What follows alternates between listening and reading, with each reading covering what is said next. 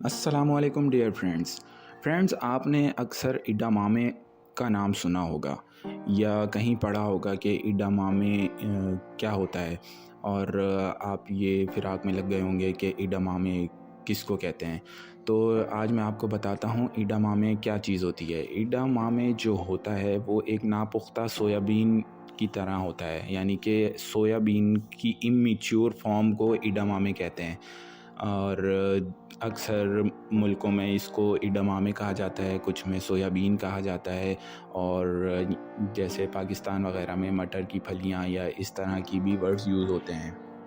اچھا، یہ جو ایڈامامے ہے یہ مشرقی ایشیا کے کھانوں میں پائی جاتی ہے، یعنی کہ پھلیوں کو ابالا جاتا ہے اور اسے نمک یا دیگر مسالہ جات ڈال کے پیش کیا جاتا ہے۔ جاپان میں انہیں عام طور پہ 4% نمکین پانی میں 5 منٹ تک کے لیے ابالا جاتا ہے اور پھر کھایا جاتا ہے۔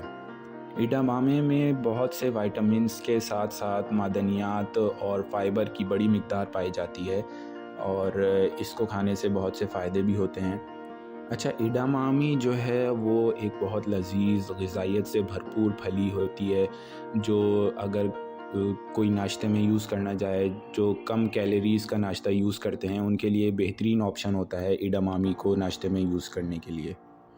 اچھا، بتاتا چلوں کہ ایڈامامی، آپ سوچ رہے ہوں گے کہ ایڈامامی کھانے سے صحت پہ کیا نقصان یا فائدہ ہو سکتا ہے۔ تو ابھی تک براہ راست ایڈامامی کی صحت کے اثرات کی جانچ ابھی تک نہیں کی گئی ہے، اور کوئی اس بارے میں اپنی رائے نہیں پیش کر رہا ہے کہ ایڈامامی کے کھانے سے کوئی فائدہ ہوتا ہے یا نقصان ہوتا ہے۔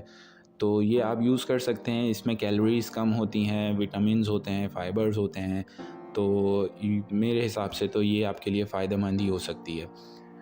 باقی اگر آپ کو ایڈامامی سمجھ میں آ گیا ہو تو ہمارے ویڈیو کو لائک کر دیں اور سبسکرائب ضرور کیجیے گا۔ شکریہ، اللہ حافظ۔